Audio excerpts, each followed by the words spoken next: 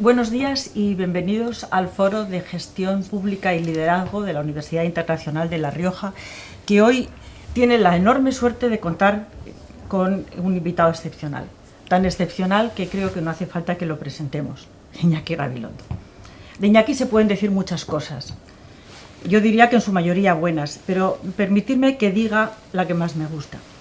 Que tras toda una vida en la trinchera profesional, Iñaki, sigues manteniendo intacta la ilusión por el periodismo. Ese periodismo con P mayúscula que trajiste, con el que saliste de nuestra común alma mater, la Universidad de Navarra, hace ya algunas décadas. Iñaki no ha dejado que creciera en él la semilla del escepticismo y se dejó la voz defendiendo que un periodista es un ser humano comprometido con la sociedad en la que vive. Tal y como aseguró cuando recibió el premio Cerecedo, me encantó tu discurso, Iñaki, hace unos años, el periodismo es una actividad humilde, pero noble y necesaria, que solo se justifica si tiene sentido para la sociedad. Por estas y muchas cosas más, como dice la canción, Iñaki Gabilondo es para muchos una especie de icono del periodismo bien hecho, responsable y comprometido con la sociedad. Para otros, claro, es un personaje sectario, unas veces del PSOE y otras veces nacionalista furibundo, y como él mismo cuenta en alguna ocasión, es una persona a la que le han pinchado las 4 ruedas del coche en Madrid por llevar matrícula de San Sebastián y las 4 ruedas del coche en San Sebastián por llevar matrícula de Madrid. En fin, cosas que pasan o pasaban, gracias a Dios. Donostiarra y formado en Navarra, Iñaki tenía muy claro desde el principio que la radio iba a ser el eje de su actividad profesional. Y tras una carrera ascendente en la SER, en 1986 llegó al que seguramente es el programa de su vida, Hoy por Hoy, que junto con escarceos en distintas televisiones y en otros muchos medios, con un éxito a veces desigual, lo han consolidado como uno de los periodistas españoles más influyentes de la democracia. Como todo el mundo, la vida a Iñaki también le ha dado revolcones personales y profesionales, pero Iñaki presume de tener una gran capacidad de adaptación a lo bueno y a lo malo. La vida, dice, es un asunto complejo y cuando se presenta la complejidad hay que afrontarlo con serenidad. Esto lo he sacado de todos. Iñaki, estamos encantados de que estés hoy aquí con nosotros. Tenemos una audiencia diversa. Están conectados, me dicen, desde América Latina y también muchos de nuestros estudiantes desde España. El tiempo es tuyo. Y nos va a hablar Iñaki de que el futuro no está escrito. Con lo cual, cuando quieras, la cámara es toda tuya. Muchas gracias. Buenos días a todos. Bien, el título El futuro no está escrito es algo que me interesa mucho dejar de manifiesto siempre que estoy ante gente joven. Aunque la mayoría de las cosas que os quiero contar hoy están relacionadas con la política y con la democracia, quería que lo primero de todo, como será lo último también, sea insistir en esta idea de que el futuro no está escrito. Lo digo porque los jóvenes en la actualidad están viviendo en un mundo tan apesadumbrado, los horizontes son tan negros, hay nubes tan gordas sobre la cabeza, se ven tan pocas soluciones y son tantos los problemas, que ha crecido una ola extraordinaria, no ya de pesimismo, sino de fatalismo. Esta frase, el futuro está escrito, va no contra el pesimismo, sino contra el fatalismo. Uno puede ser perfectamente pesimista, tiene motivos de sobra para hacer pronósticos no muy sonrosados sobre el futuro, aunque a lo mejor se va a equivocar. Pero el fatalismo sí. La idea de que no hay salida está creciendo de una forma excesiva en la sociedad y sobre todo entre los jóvenes. Y yo quería solamente recordaros que el futuro no está escrito. El futuro va a ser lo que los hombres y mujeres hagan, lo que los hombres y mujeres dejen de hacer y lo que los hombres y mujeres permitan que se haga. El futuro no está, por tanto, escrito. Yo creo que lo debéis grabar a fuego en vuestro corazón, para no permitir que los juegos de las controversias políticas que insisten tanto en esto os llevan al convencimiento de que os han construido un mundo en el que no tenéis más salida que continuar inexorablemente un camino ya marcado por otros. No es así, lo suele parecer. Cuando yo era un hombre joven, vivía en una dictadura, La sociedad estaba dividida entre ganadores y perdedores, no teníamos en absoluto libertad, no teníamos para nada la impresión de que aquello pudiera ser diferente pasado el tiempo. Tardó mucho tiempo en ser diferente. Cuando llegó la democracia yo tenía 33 años y 3 hijos. Por tanto, sé lo que es estar convencido de que uno vive en un túnel sin salida. Pero, repito, el futuro no está escrito. Y uno de los elementos que hacen que el futuro pueda no ser como parece que tiene que ser es justamente la política. Y yo por eso, a los que quieren dedicarse a la política, a los que se dedican a la política, o incluso a los que no se dedican para nada a la política, e incluso a los que abominan de la política, les quiero insistir en que la política es la única herramienta que tiene la sociedad para transformar la realidad, y la política debe recordar que es un instrumento de gran capacidad transformadora de la sociedad. En ocasiones a la política se le olvida.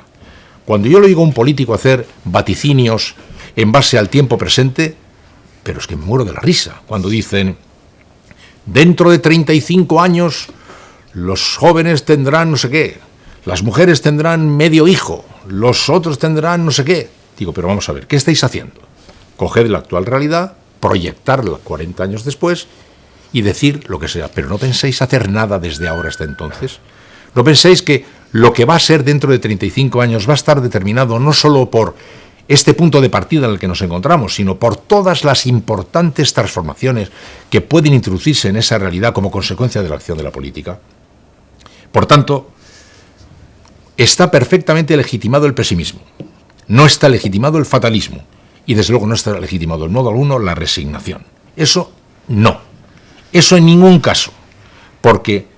Y no se trata de estar contra la resignación por el procedimiento más o menos paternalista, decir ánimo muchachos, no, sino porque, yo insisto, el futuro no está escrito y no permitáis que os digan que está escrito. No lo permitáis. Cuando yo tenía 25 años, a mí no me podían decir que el futuro estaba escrito porque no lo permitía. No permitáis que el futuro está escrito porque lo vais a hacer vosotros. Y dad importancia a la política. Si queréis, criticad a los partidos.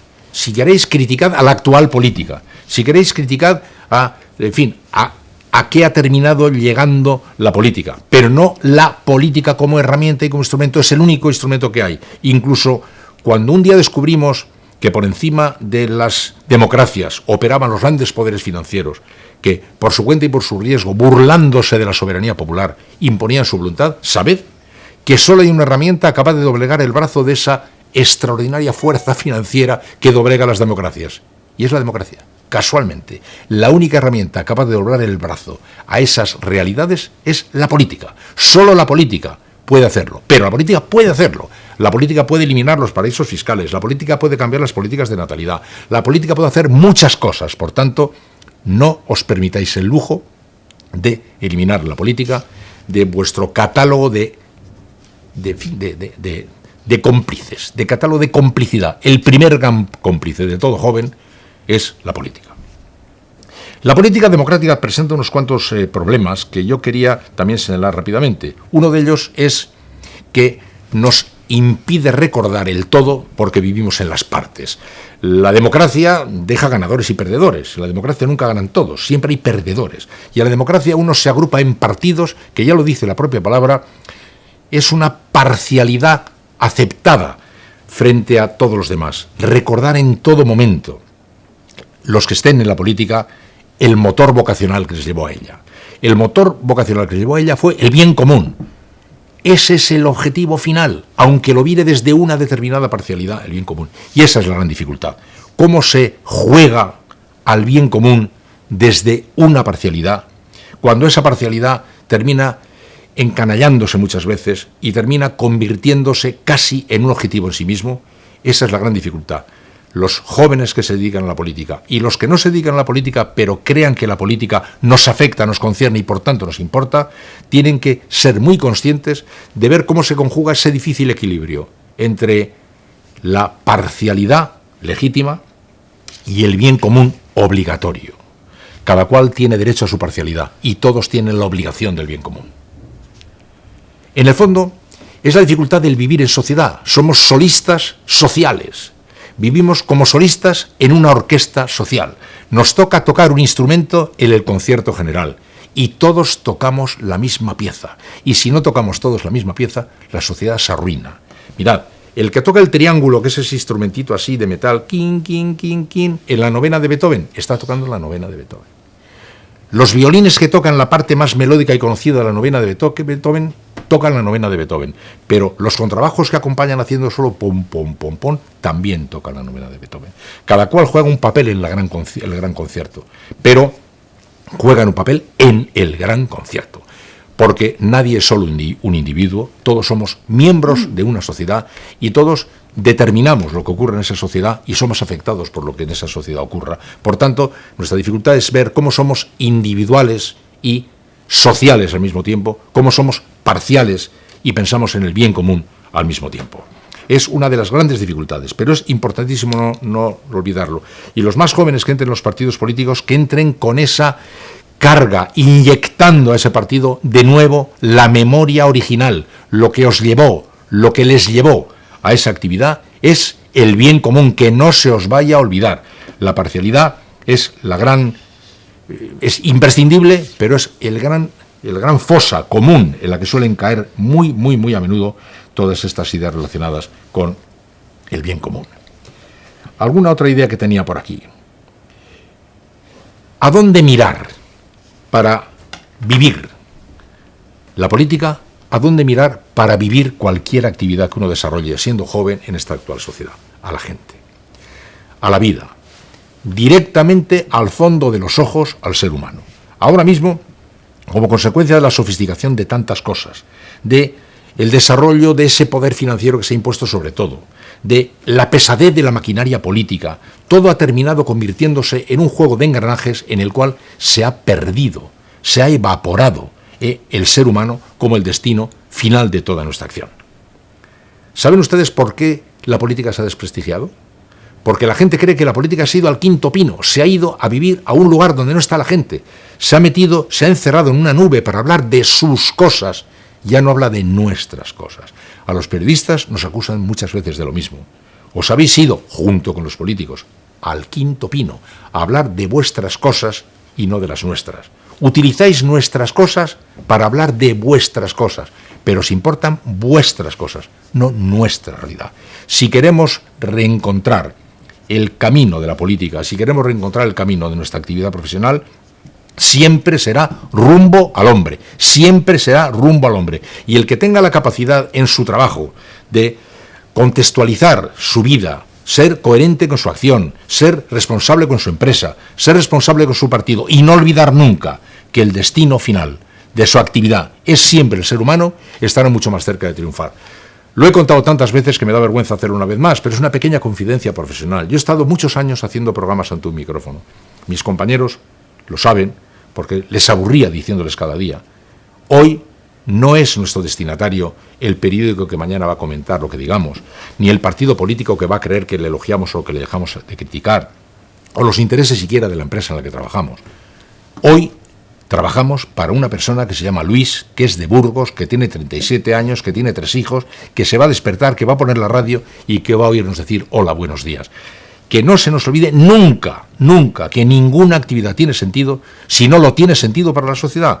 Antes se contaba en la entrada, hay quien piensa que el periodismo ya hace mucho que no tiene una responsabilidad social, que esa es una actividad, bueno, que es una frase romántica, que carece de realidad del tiempo presente. Todo tiene sentido en la sociedad y solo tiene sentido si lo tiene para la gente. Y yo quiero recordárselo a quienes estén dedicados a la política, a quienes quieren dedicarse a ella o a los que quieran dedicarse a este oficio o cualquier otro. Se puede compatibilizar la responsabilidad que uno tenga con su empresa con la gente. Es más, yo nunca he tenido la impresión de que tenía que tener una lealtad distinta para con mi empresa que la que tenía teniendo lealtad para con la gente que me escuchaba. Esa era mi manera de ser leal a la empresa. La mirada, por lo tanto, rumbo al hombre es otra de las ideas que quería señalar aquí en este rato de charla.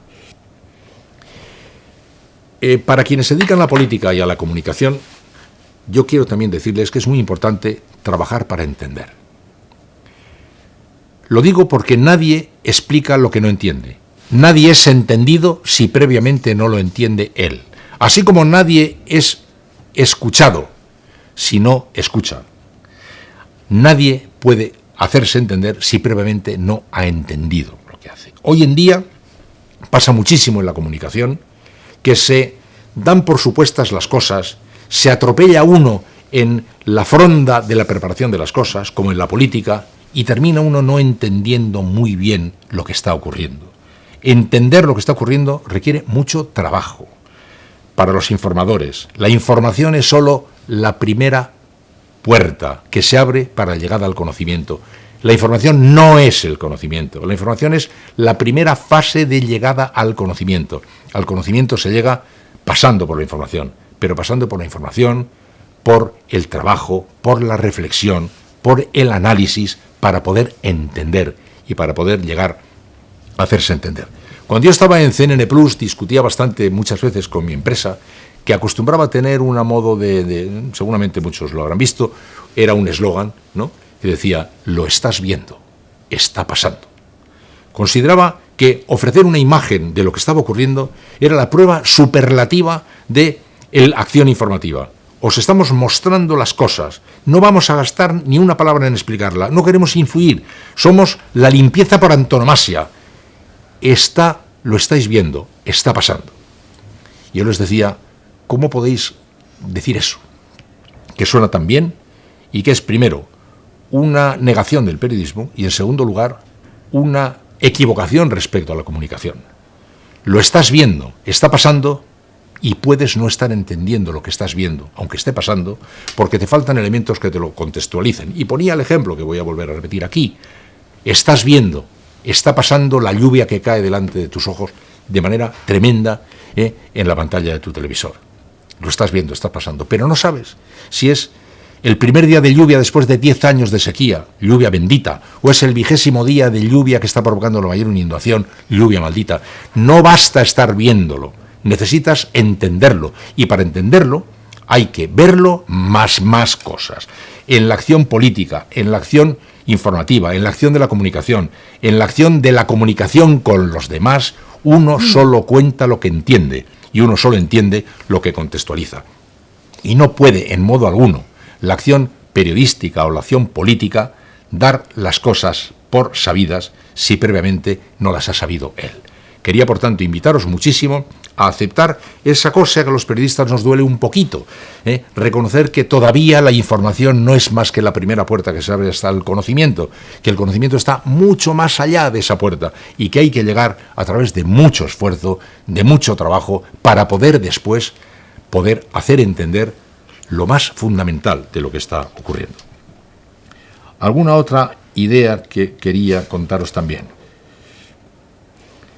que la información tiene un papel extraordinario, es un derecho y es el núcleo de la democracia. Lo digo sobre todo para quienes estén ahora mismo en el mundo de la política o quieran moverse por él, y que tienen esa especie de pequeña dentera hacia la información de la acción política, y que dicen incluso esa cosa que es el colmo de la tontería, como dicen: lo estamos haciendo muy bien, pero no estamos sabiendo contarlo. Quien dice lo estamos haciendo muy bien y dice no estamos sabiendo contarlo, no se ha enterado todavía en qué consiste esto de la democracia. Para que el señor Rajoy viva en la Moncloa en vez de donde viviera antes, hace falta que la gente le haya votado. Y para que la gente le haya votado, la gente tiene que tener elementos de juicio para llevarle a un caso o a otro de la votación. La información, la comunicación de los hechos a la gente no es una adenda, no es un final, no es pongamos un lacito azul a nuestra acción política con esta cosa de la comunicación. Y menos aún, hagamos ese fatigante, laborioso y absurdo ejercicio que parece que no tenemos más remedio que hacer. Condescendamos a la acción informativa cuando lo nuestro es la acción política, detraigamos tiempo de nuestra acción política, en fin, perdamos el tiempo en la acción informativa. Así, esto que estoy haciendo ahora no es una caricatura. Esto es exactamente como un altísimo porcentaje de la política se encuentra con la acción. Cree que tiene que hacer la acción política. Y la acción informativa es algo que, bueno, que ya que os ponéis pesados no tendremos más remedio que hacer, porque si no nos vais a reñir. Y además lo vamos a hacer, en fin, aunque lo nuestro no sería eso, lo nuestro... La lectura de la información así es la mayor demostración de que quien así habla no se ha enterado todavía de qué consiste la democracia. Hagamos un pequeño recuerdo. Mirad, Érase una vez un tiempo en el cual la política no contaba con la gente, el despotismo ilustrado, incluso todo para el pueblo, pero sin el pueblo. Lo hacían con su mejor intención para la gente. La gente no contaba, la gente era el destinatario final de la acción, una sombra negra. Cuando se proclaman los derechos humanos, cuando se proclaman las grandes declaraciones de los derechos humanos, se notifica que tú eres un ser humano dotado de derechos. Tú eres un ser humano de derechos. No como miembro de la masa social, de la masa colectiva para la cual trabaja el Estado. Tú, como ser individual, tienes derechos que a partir de hoy te son reconocidos. Se te dice, a partir de hoy, nada de lo que te concierna va a poder hacerse sin contar contigo. Es absolutamente memorable decir eso. Naturalmente, como no vamos a poder contar contigo y contigo y contigo y contigo, establezcamos un mecanismo para que alguien nos represente por grupos, por asociaciones. Pero la idea fundamental es que, notificada la gran novedad de que todo lo que te afecte va a hacerse contando contigo, la acción política te mira a ti de otra manera, y a partir de ahora la información no es sencillamente esa fatigante cosa que tiene que hacer el político, sino la notificación a su destinatario natural de las cosas que le afectan, porque con los datos que tenga de las cosas que le afectan va a tener que determinar el futuro suyo y el de la comunidad en la que vive. La información es el derecho que tiene la gente a conocer lo que ocurre para alimentar su criterio y para, por tanto, poder contribuir al diseño de la sociedad que no puede hacerse sin contar con su voluntad. Por tanto, regresando al nudo de las cosas, regresando al origen de la vocación, regresando al origen de la actividad. En el origen de la actividad está la libertad del hombre, su derecho a conocer lo que ocurre, para poder tener opinión sobre lo que ocurre, para poder determinar su punto de vista ante las cosas que ocurren, porque ella nunca podrá hacerse nada sin contar con él, aunque sea a través de sus representantes. Esta es una idea que quienes estén dedicados a la política tienen que hacer el favor de meter en el disco duro de sus responsables políticos, que no es solamente un juego de technicalities, de pequeñas habilidades para llegar de una manera o de otra a la gente, cómo le engatusamos haciéndole juegos magnéticos por aquí o por allá, cómo le mostramos espejuelos y lucecitas para hacerle que pique, sino cómo respetamos al destinatario natural de la acción política, convirtiendo la información no en un elemento final ornamental de la acción política, sino en un elemento nuclear y medular. Es trascendental. Lo mismo a quienes se dedican a la comunicación. Siempre gira en todo lo que digo en torno a la misma idea. El ser humano como el centro de todo construido para que el ser humano pueda crecer, desarrollarse, desarrollar su mente, su capacidad de discernimiento, su entendimiento de las cosas, su responsabilidad en la sociedad, su responsabilidad en la acción pública, la acción colectiva, hace que la comunicación no pueda entenderse fuera de la responsabilidad social, que la política no pueda entenderse fuera de la responsabilidad social y que no puede la política decir que no se entiende fuera de la responsabilidad social y luego vivir completamente fuera de la responsabilidad social, viviendo en su planeta de intereses parciales que le llevarán a una victoria sobre sus rivales. Quiero también notificaros a los que seáis españoles, que, bueno, y a los que no seáis españoles también, pero a los que seáis españoles sobre todo, que si vais a contribuir a la política como políticos, o si vais a contribuir a la política como ciudadanos, tenéis que saber que la herramienta está oxidada. La herramienta está oxidada. Es una gran herramienta, la democracia. No se ha inventado nada mejor. La necesitamos. Tenemos que cuidarla mimosamente. Pues sabed que está oxidada.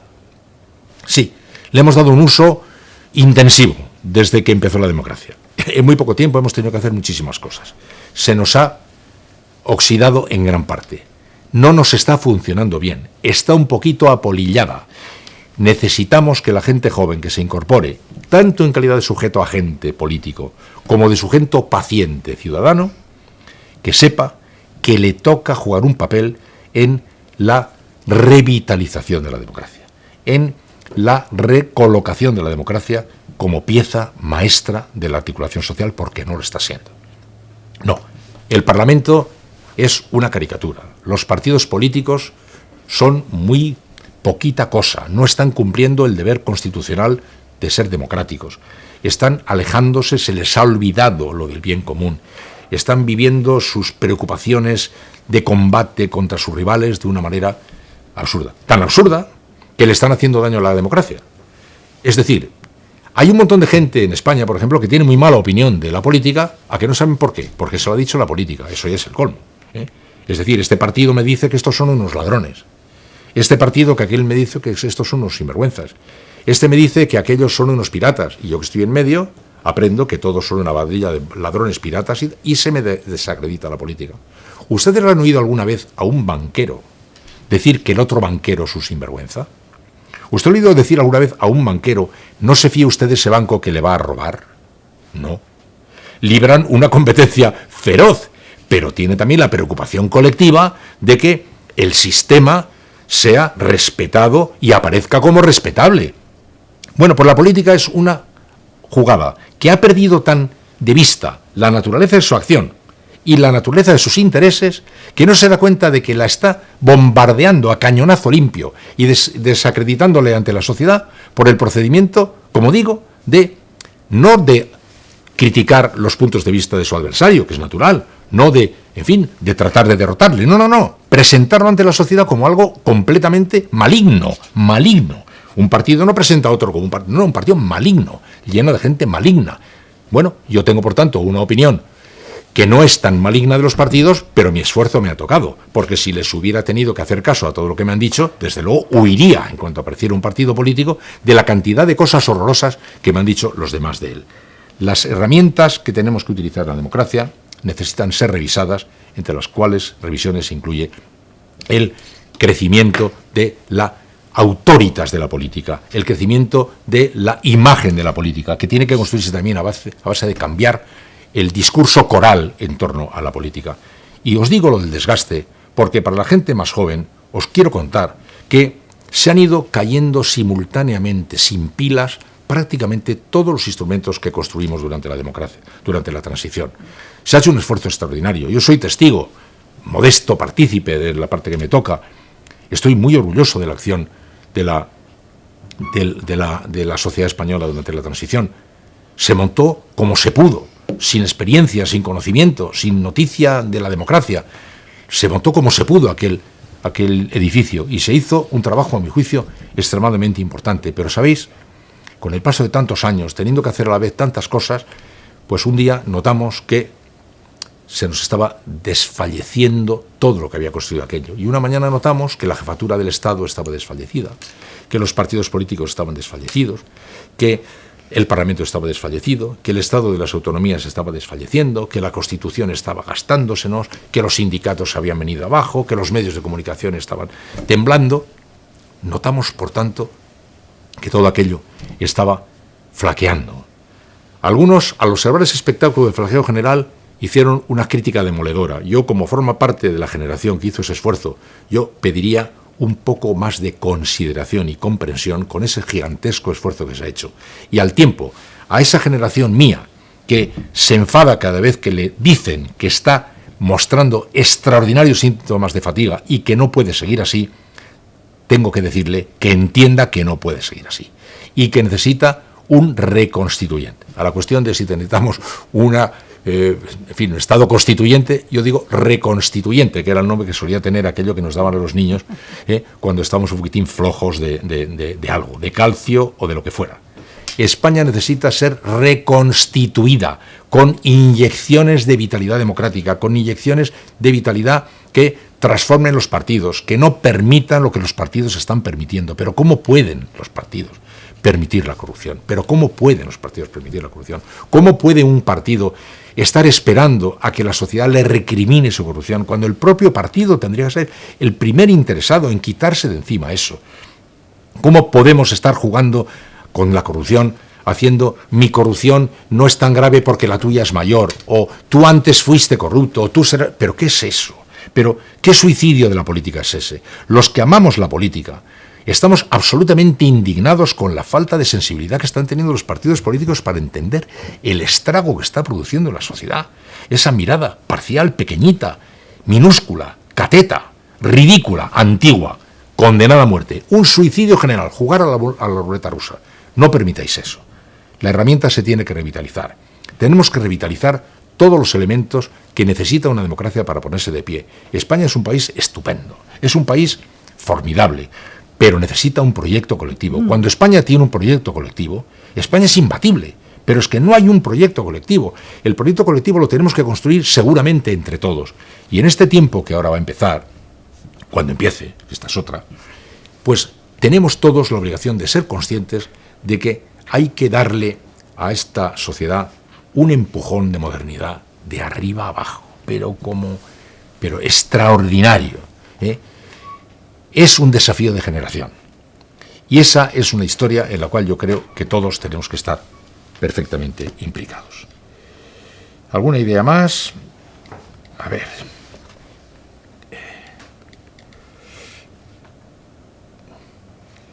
Sí, bueno, que quería también contar que las herramientas para que la política se purifique no están en los discursos purificadores, sino en la construcción de elementos que la purifiquen. En España hay una cierta tendencia a creer que la democracia tiene que ser una cosa angélica, una especie de viento purificador que nos convierta a todos en ángeles.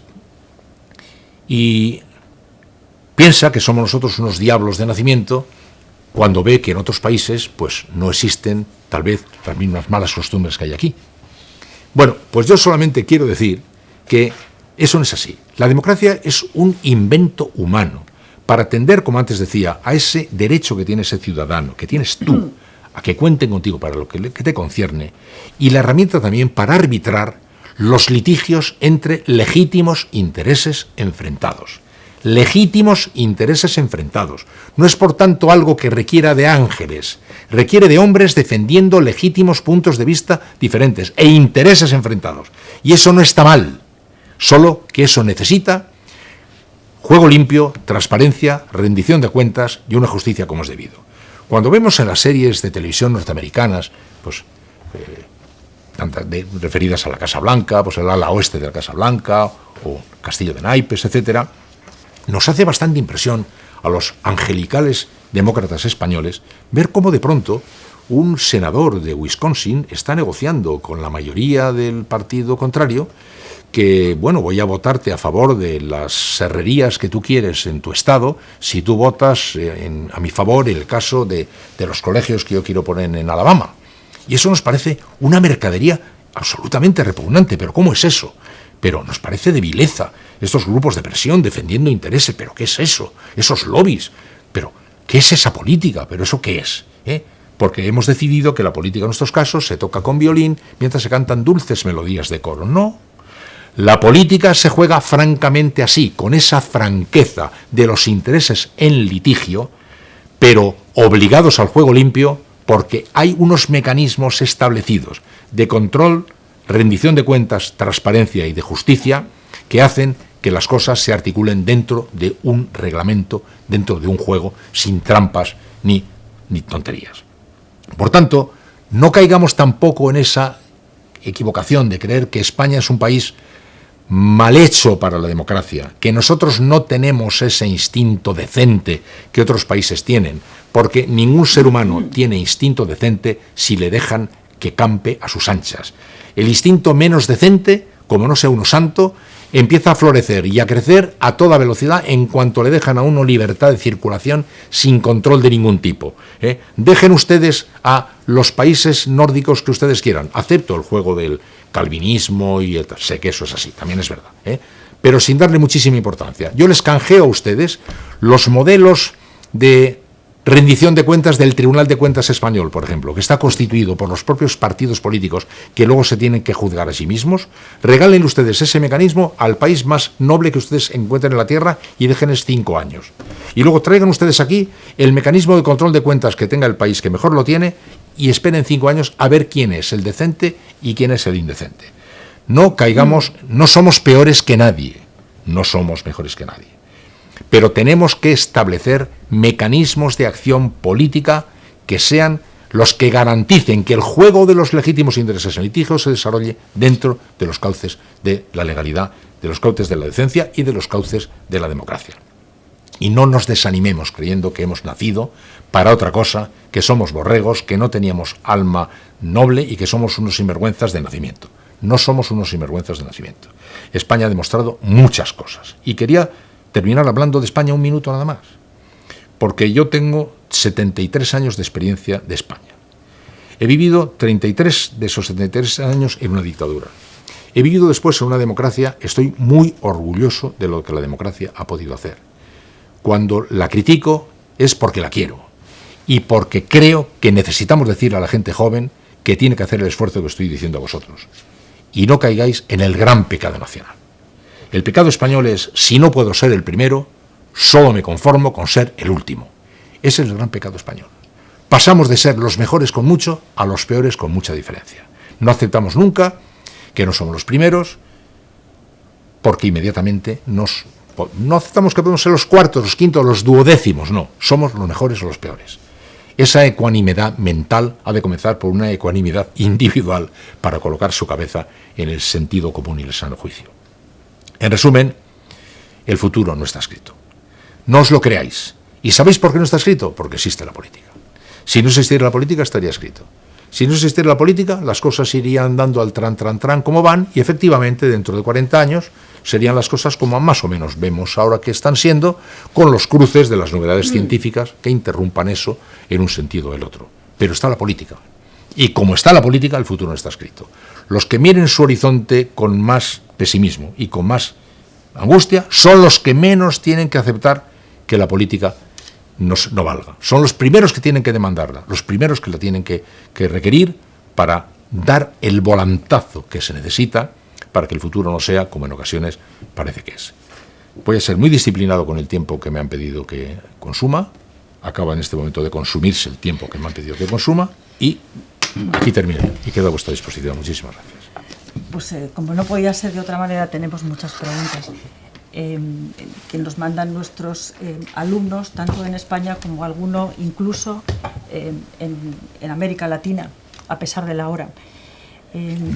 Realmente, Iñaki, el título de tu ponencia tiene hoy más sentido que nunca, hoy en España por lo menos, porque el futuro no está escrito. Está más abierto que nunca. Nuestro futuro político es en este momento una gran incógnita. Nuestros políticos creo que han dado, y que estás de acuerdo conmigo, una idea clara de que no saben interpretar lo que ha dicho la ciudadanía en las urnas. No han conseguido ponerse de acuerdo en 4 meses largos. ¿Estamos perdiendo la capacidad de llegar a acuerdos, Iñaki? ¿Nuestros políticos están perdiendo cintura? ¿Les falta cintura política? Yo creo que sí, porque no hemos tenido tampoco mucha experiencia de... Hasta ahora ha venido todo muy rodado. Venía siempre. todo muy rodado, venía prácticamente los encargos hechos. Yo el otro día en broma decía, es muy feo que la política diga, a votar otra vez. Es como decir, mirad chicos, nos habéis hecho un encargo que es muy difícil, nosotros os pedimos que nos hagáis uno un poco más facilito, que este nos ha pillado un poco descolocados. No tenemos mucha experiencia. Se han hecho en las comunidades autónomas, sí ha habido experiencias de relación. En la política nacional no. Y entonces pues se ha demostrado que hay una dificultad grande porque ceder parece para todos claudicar. Y porque claudicar no es ceder. Y porque buscar consensos no se sabe todavía qué es. Yo, por ejemplo, el presidente del gobierno en muchas ocasiones dice algo que me demuestra que no sabe lo que es un consenso. Cuando dice, hagamos una reforma constitucional, dice, no, a mí, si me traéis un consenso como el que había en la anterior, hecho. Pero si el consenso es el resultado, no es el comienzo. El consenso no es el comienzo, el consenso es el resultado. Es el resultado de unos disensos que caminan hacia encontrar un consenso.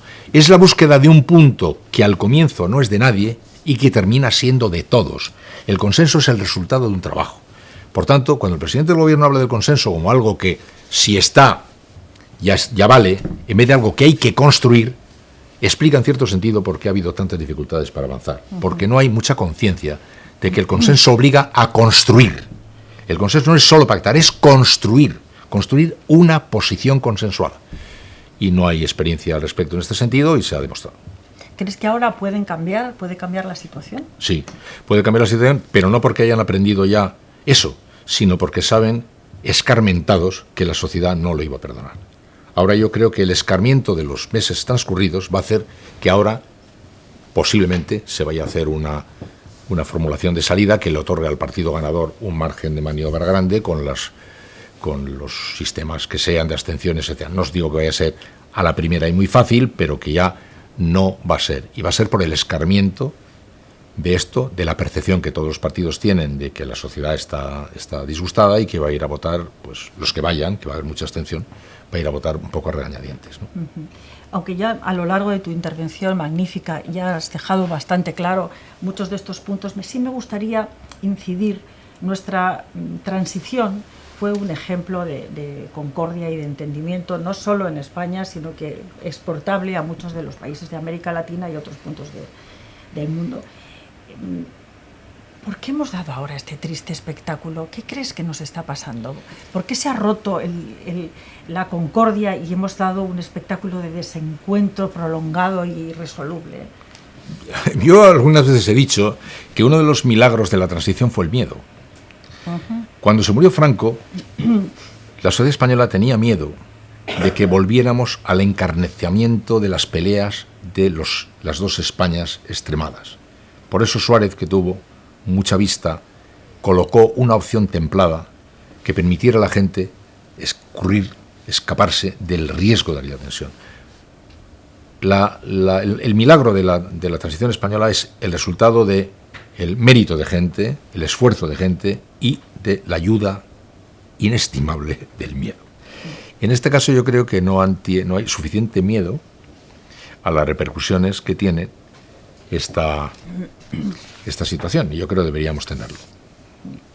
Mira, María Muñiz es una de nuestras alumnas. Pregunta si crees que se puede arreglar la situación actual con una democracia basada en una constitución que parece susceptible de interpretaciones. ¿Hay esperanza con lo que dejaron escrito en el 78 o esto no hay por dónde cogerlo y más vale arrear velas? Hola María. No, yo creo que antes decía que creo que todos los elementos que construyeron la transición pues están en fase de desgaste. Yo creo que la Constitución también está en fase de desgaste. Pero no veo que por el momento vaya a poderse acometer una reforma constitucional porque se necesitan unas mayorías muy cualificadas, de 2/3 o 3/5 en según qué casos, que no veo que se vayan a poder dar. Por eso mi pronóstico es que, puesto que creo que no va a haber más remedio que tocar la Constitución y puesto que creo que no va a ser muy fácil poderla hacer por el momento, yo vaticino una legislatura corta, no tan corta como esta de este ratito, pero una legislatura corta que pueda dar paso, entonces espero que sí, a una legislatura que tenga capacidad de abordar un cambio de la Constitución. Antonio Pérez Vicente dice que si nos merecemos los ciudadanos españoles los partidos que nos representan. Bueno, he hecho un alegato en favor de la política bastante encendido en los últimos 40 minutos y, por tanto, los partidos políticos son como nosotros. O sea, no hay un tipo de ciudadano que nace con una tara original y que deriva a la política, mientras el resto de los ciudadanos somos así. Hemos jugado mucho ese juego. Con el tema de la corrupción, por ejemplo, hemos proclamado la inocencia de 45 millones de españoles y la culpabilidad de 2.000, cuando la corrupción ha manchado mucho a la sociedad española, a todos sus registros, y el dinero negro y los han andado circulando, y el sin IVA y con IVA. Bueno, quiero decir, no caigamos en el maniqueísmo de henos aquí los inocentes juzgando a unos partidos que no nos merecemos porque son una catástrofe. No, yo creo que estos partidos han fallado en gran parte, forman parte de la propia fatiga de esta sociedad. Hubiéramos debido tener un poco más suerte, eso sí que es verdad, porque la suerte juega un papel. Y en la transición, que yo he dicho que el miedo juega un gran papel y muchas cosas, tuvimos suerte de que coincidieron 4 o 5 líderes que con la ayuda del miedo y con la ayuda de la generosidad y con la ayuda de la voluntad, pues tramaron unos acuerdos. Pero yo le concedo una importancia tremenda a tener un objetivo. Tener un objetivo. Yo creo que España ahora mismo no tiene un objetivo. Y si tuviera un objetivo sería más fácil armar esos acuerdos. Y parte de los desajustes que ha habido ha sido porque no tenemos rumbos claros. En la primeras legislaturas de Suárez había un horizonte fundacional que nos impulsaba. En las primeras legislaturas de Felipe González había un horizonte de modernización de la democracia, incorporarnos a la realidad europea. En la primera, ganar, homologarnos con Europa tratando de cumplir los requerimientos de Maastricht. Incluso la primera de Zapatero, la de ampliar el ancho de los derechos y de las libertades. De pronto nos hemos conformado con llevar la contabilidad. De pronto estamos haciendo las cuentas de la hucha. Y eso tiene poco gas y poco motor. Pero sí, a mí también me ha defraudado mucho la política. Pero decir si tenemos los políticos que nos merecemos son nuestros políticos, son nuestros hijos, nuestros padres, nuestros hermanos, nuestros cuñados, viven en nuestras ciudades, han ido a nuestros colegios, se han criado en nuestras universidades, en nuestras familias. No hagamos la raya de ellos y nosotros, porque eso creo que no es así. Mira, José Alberto Pérez nos pregunta, dice que si ves cierta similitud en los tiempos que corren y los años 30 del siglo XX. Y dice, hay ciertos indicios de semillas totalitarias en la política actual. ¿Qué opinión tenéis? Pues no es el primero que piensa eso, que a algunos les lleva a hacer vaticinios bastante negros respecto a lo que pueda llegar a ocurrir. No solo porque se observan indicios totalizadores, sino porque están naufragando los elementos que estabilizaron las cosas antes. Es cierto que en España, por ejemplo, con todos los rebotes que ha habido después de la crisis, etcétera, no ha surgido un bando de extrema derecha que pueda asustar especialmente, pero bueno, hay quien le asustan otros tipos de totalitarismos. En Francia, por ejemplo, es muy inquietante que 1 de cada 3 franceses haya votado a Marine Le Pen. 1 de cada 3 franceses ha votado a Marine Le Pen, y están sobre todo revelando el fracaso que las clases populares, los trabajadores, etcétera, sienten por las respuestas que está dando la democracia, y eso asusta. Asusta a muchos también la realidad de una economía global insostenible. El mundo tiene una deuda que no puede pagar. Y el mundo tiene un pequeñito problema, que consiste en que, como todos los países de la Tierra aspiren a vivir como viven los países prósperos de la Tierra, y por qué no van a hacerlo, necesitaríamos 4 tierras, y solo tenemos una para nutrir de los elementos, recursos, etcétera. Por tanto, hay muchos elementos que nos conducen a pensar con preocupación en el futuro, y a pensar en los sombríos 30 que acabaron, como todos sabemos, de mal. Yo creo que, bueno, yo ya he dicho hace un momento que el futuro no está escrito, y por tanto yo me niego a aceptar los designios de una especie de inexorable camino hacia la hecatombe, ¿no? Pero sí tengo la impresión de que hay demasiados elementos de riesgo sobre la mesa. Demasiados elementos de riesgo sobre la mesa que requieren mucho talento, que requieren mucha generosidad y que requieren mucha visión. ¿Por qué crees, Iñaki, que no está pasando en España lo que sí ocurre, por ejemplo, con el frente de Marine Le Pen, que tú decías, Marine Le Pen, que tú citabas ahora? Con Alemania acaba de surgir también un nuevo partido político muy de una derecha muy profunda, o el UKIP en el Reino Unido. Es decir, ¿por qué en España no está pasando eso? Gracias a Dios, pero no está pasando. Sin embargo, estamos tan convulsionados por otros elementos, ¿no? Pues no lo sé. Bueno, hay quien piensa que el Partido Popular, cuando Manuel Fraguer Ibarne tuvo la patriótica y muy noble iniciativa de incorporar a la extrema derecha a sus filas, recogió todo ese pensamiento que pudiera ser amenazador y lo embarcó en una aventura de otra naturaleza, y en cierto sentido tenemos en España esa querencia domesticada, o cierto sentido ya incorporada, homologada y colocada. Puede ser. Hay muchas cosas. España de pronto demuestra unas cosas muy positivas. Nosotros solo vemos las negativas, pero tiene cosas muy positivas.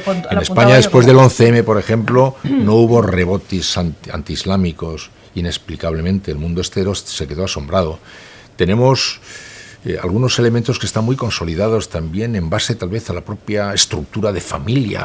Hay una serie de elementos estabilizadores que casi no valoramos, que incluso nos resultan invisibles y que apuntalan mucho más de lo que parece la sociedad, ¿no? Pero en fin, la pregunta es extraordinariamente importante, le están dando vueltas muchos por ahí, muchos en toda Europa, que no se lo explican, pero ahí está. Y he manejado 3 ideas, puede manejar 74 más. No todo es malo, por lo tanto. No, por favor. Yo llevo 1 hora hablando aquí con nuestros amigos y yo creo que he sido suficientemente severo con lo que creo que lo es y suficientemente, en fin, esperanzado con las cosas que hay. Yo he dicho que quiero a este país, que amo este país y que creo en este país, que lamento que no tenga un proyecto, porque cuando lo tiene es imbatible y espero que surja la posibilidad de que tenga un proyecto colectivo que nos lance. Pero tiene elementos de valor grandes, ¿no? Como digo, los elementos estabilizadores de tipo familiar me parecen, por supuesto, extraordinarios. Han sostenido la crisis. Digamos que no hay dinero político para pagar lo que ha sostenido a este país la crisis, ¿no? Y luego también el mérito, como digo, de un partido que acogió a esa extrema derecha, que la ha ocultado. En cierto sentido está metida por ahí, en ese voto andada metido parte de ese voto también. De manera que ya igual... O lo ha matizado, no sé, en fin, no sé. Hay muchas preguntas aquí referente a cómo revitalizar la política y la democracia sobre la que tú hablabas, cómo se puede reelaborar la cultura política de la ciudadanía y también sobre cuál debe ser el eje de nuestro proyecto colectivo, porque a veces da la sensación de que falta un eje sobre el que pivote el resto de la política española. Bueno, a la primera pregunta de cómo revitalizar voy a dar una respuesta de lo más original. No sé. Digo que original porque no es costumbre, pero yo digo con alguna frecuencia no sé. Pero lo pienso.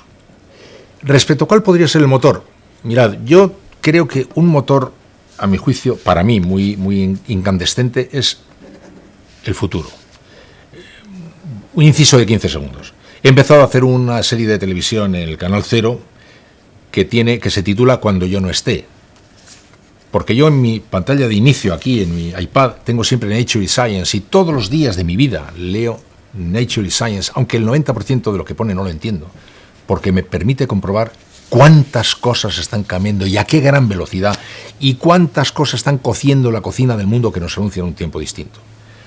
He empezado, por tanto, una serie que estoy viajando por todo el mundo para conocer a personas que me están contando las novedades que se presentan aquí, por aquí esperanzadoras, por aquí inquietantes, el miedo de esto, la virtud del otro.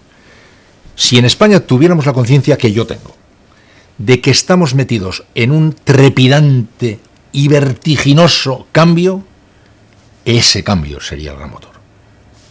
Ese shock de modernidad. Como un día lo contó Eduardo Madina, y él era un político y estaba en litigio en las primarias, pues se metieron con él y fuego cruzado. Pero la idea no era de él, la idea era de Andrés Ortega y un compañero suyo, Pascual, que escribieron un libro que se titula ¿Qué nos ha pasado? Y donde hablaban de el shock de modernidad que España necesita.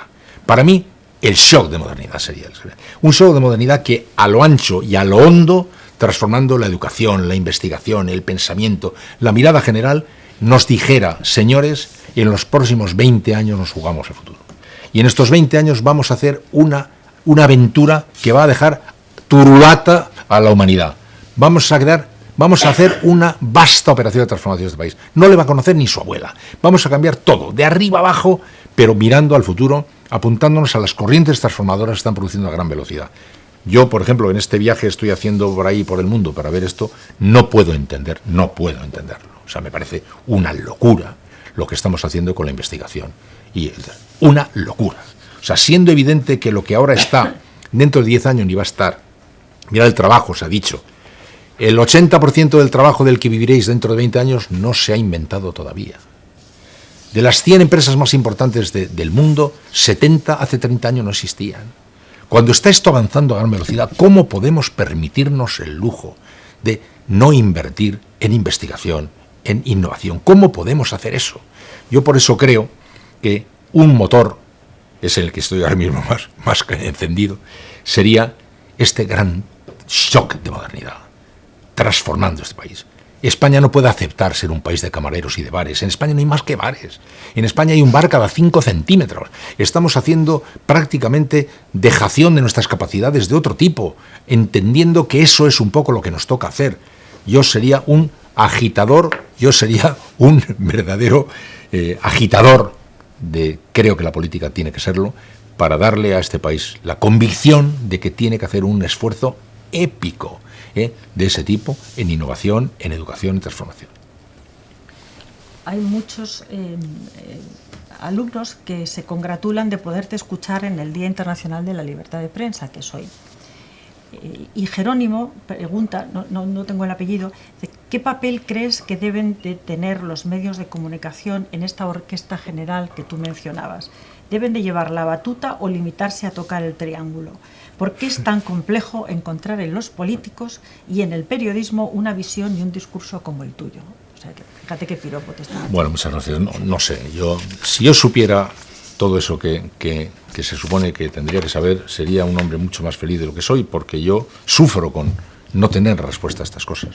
Yo no sé cuál tiene que ser el papel de los medios de comunicación, solo sé que tiene que tener rumbo al hombre, el ojo, tiene que tener puesta la cabeza en la sociedad y en lo que a la gente le hace falta y necesita saber y tiene derecho a saber. Eso es lo único que tengo claro, que tiene que pegar el volantazo, que le saque de su mirada solamente a la lógica del gerente, de la pura rentabilidad, de la pura supervivencia financiera, para volver a proyectarla en las necesidades de la sociedad, en las necesidades de la gente.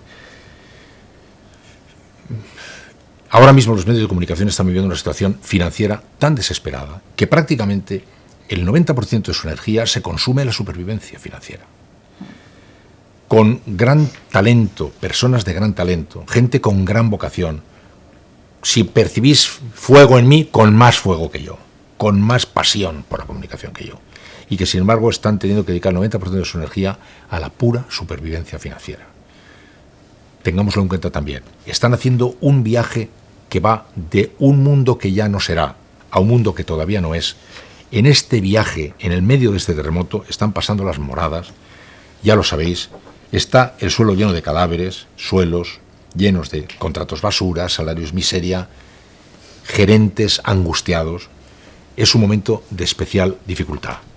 Pero, bueno, cuando el terremoto pase, yo lo único que quiero es saber a dónde tenemos que mirar. Y como miremos solamente a la cuenta de resultados, no vamos a tener buenos resultados. Para que tengamos buenos resultados tenemos que mirar a la cuenta social. Vosotros os habéis dado cuenta el papel que ha terminado jugando el dinero en esta sociedad. Qué cosa tan absurda cuando dicen debate sobre el estado de la nación y solo hablamos de dinero. Las cuentas de la nación nos parecen el estado de la nación. Vosotros os imagináis que os encontréis con un amigo por la calle y os pregunte, hombre, ¿qué tal? Hace 5 años que no te veo, ¿qué tal estás? Y dijeras, hombre, más 6.500 euros, un 4% más que el año anterior. Dirás, muy bien, el dato me parece interesante. ¿Qué más? Con ese dato se presenta un hombre, con ese dato se presenta una mujer, con ese dato se presenta una sociedad. No me tendrás que decir también si amas a tu mujer, a tu marido, si tus hijos están bien, si tu casa está bien, si estás sano, si tienes futuro, si tienes ilusión por vivir. Eso no computa, solo tu cuenta corriente. Pues eso es lo que estamos haciendo con la sociedad. Estado de la nación. Un día le dije yo a un presidente autonómico eso. ¿Por qué cuando reunís a hablar de España solo habláis de dinero? Es que es una cosa verdaderamente cómica. Bueno, pues una de las cosas que yo estoy denunciando y por la que hay salida es si empezamos a mirar esa realidad económica como una realidad y no como la realidad y como la única realidad. Porque estamos falsificando la realidad, porque no es así. Con 6.500 más que el año pasado, 4% más, te puedes estar feliz o desgraciado, contento a punto de suicidarte, a punto de morirte o a punto de batir el récord de jabalina. Tenemos necesidad de más datos. Pidámosle a la política que no se conforme con llevarnos la contabilidad, que haga el favor de mirarnos de otra manera, de una mirada más noble, más valiente, más ambiciosa, que nos proyecte hacia un futuro con más ilusión, que nos caliente las palomitas de la vida, que le pongamos motores a la aventura del vivir, que es muy duro tener que andar vivir para sacar solamente las cuentas. Peleemos para un futuro mejor y comencemos por decirle a los jóvenes políticos que no nos podemos conformar con que nos lleven la contabilidad, que no hay nada más noble que un buen contable, que yo lo respeto, pero una cosa es un contable y otra es un presidente de gobierno, que tenemos necesidad de presidentes de gobierno y no de contables. También sobre los medios de comunicación, porque tú hablas del futuro, pero mucha gente te ve como el gran periodista que eres. Y la realidad es que preguntan, quieren saber tu opinión sobre que haya determinados medios de comunicación que hacen campaña electoral encubierta a determinados partidos políticos afines. Bueno, es que todos somos, ahora mismo, claro, yo estoy dirigiéndome a gente joven, me ha dicho que era la mayoría de gente joven, les estoy contando cómo creo yo que tienen que mirar las cosas porque el futuro no está escrito. Era el discurso de una persona mayor a unas personas jóvenes contándoles lo que creo que una persona mayor tiene que transmitir a unas personas jóvenes respecto a la realidad presente hoy. La realidad presente hoy está llena de problemas y de defectos y llena de cosas que no hemos de aceptar. Y claro está que se hacen muchas cosas muy mal en todo y en el oficio mío, pues en el que más. Y cometemos grandes errores y se viven parcialidades completamente absurdas y se viven incondicionalidades enormes, que es lo único que un periodista no puede otorgar. Un periodista no puede otorgar la incondicionalidad más que a su conciencia. No puede entregar ninguna. Pero es igual que uno lo crea, porque nadie lo cree. Todo el mundo ve a todos, cada uno con la camiseta de los demás. Todo el mundo entiende, cree que todos viven en la gran parcialidad. Eso no es verdad.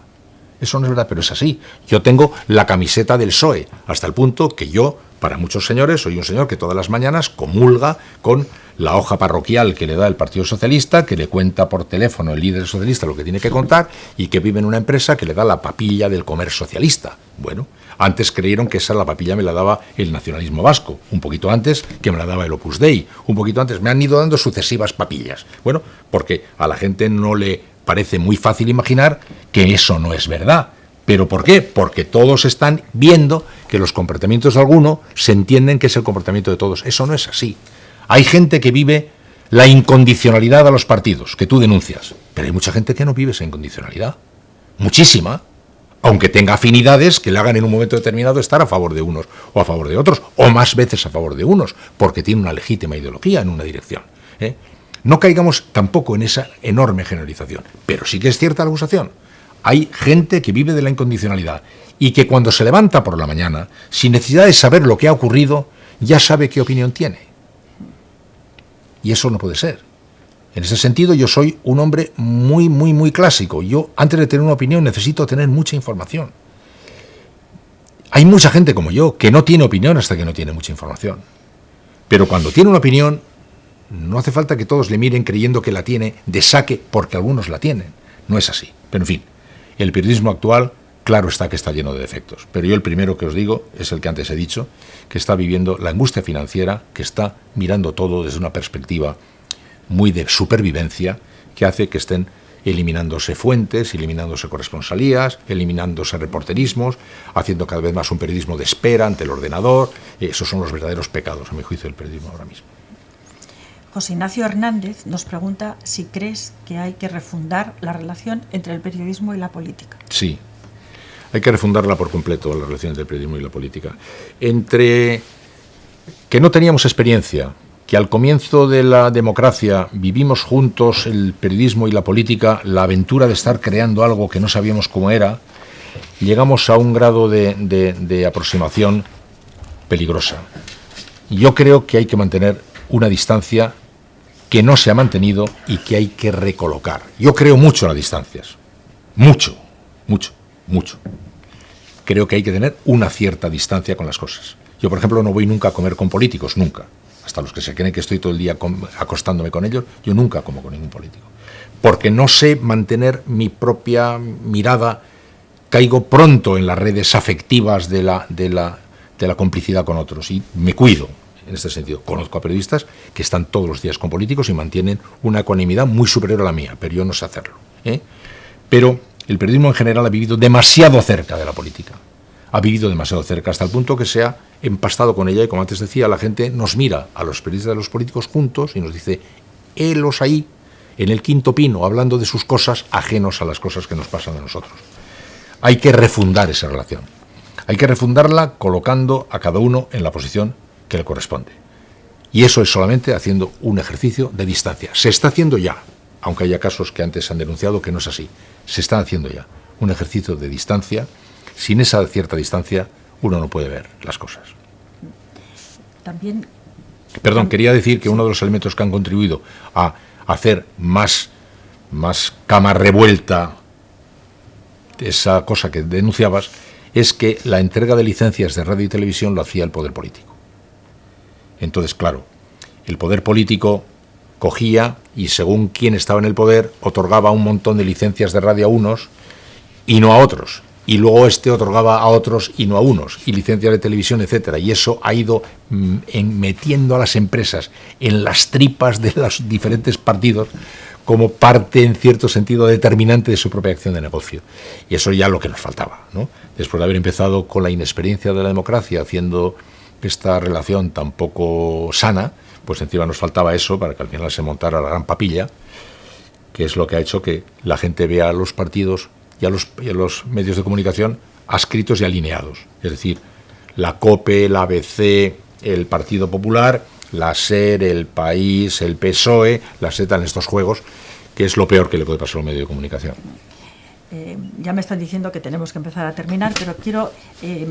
Desde América preguntan si te parece adecuada la gestión que los medios propietarios de la exclusiva, es decir, el consorcio, han hecho de los papeles de Panamá.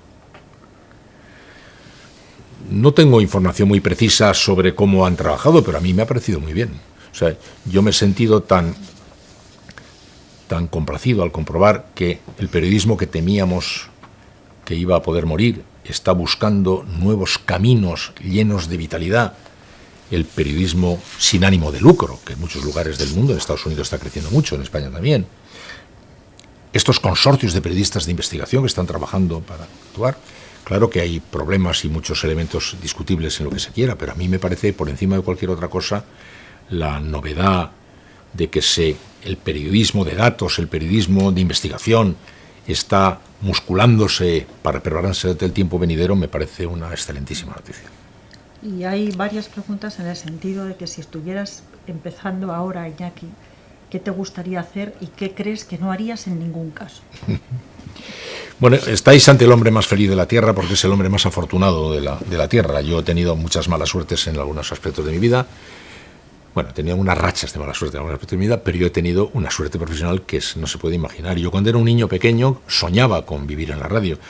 Hasta que no tuve 18 años no había televisión. Yo la televisión la vi por primera vez en la universidad. Me crié, por tanto, en una vida que no tenía televisión, tenía radio. Y la radio era mi ventana abierta a la fantasía, al tecnicolor de la vida. Yo quería vivir allí, quería vivir en ese mundo. He vivido en ese mundo, he vivido muy bien en ese mundo. He sido recibido con amor en ese mundo. Me ha dado el doble de lo que nunca me hubiera atrevido a soñar. ¿Qué hubiera querido hacer? Dudo que hubiera podido tener la misma suerte que he tenido. Si lo hubiera tenido, desde luego lo que he hecho. Bueno, igual también es que tú le has dado mucho a ese mundo. Y todos estamos muy agradecidos por ello. Ha sido un auténtico lujazo tenerte aquí, Iñaki, que lo sepas. Y bueno, y compartir un poco contigo esa pasión por la vida y esa ilusión por el periodismo que, como yo decía al principio, has demostrado que la mantienes intacta después de unos cuantos años, no muchos, de profesión. Bueno, la ilusión por la vida, ¿eh?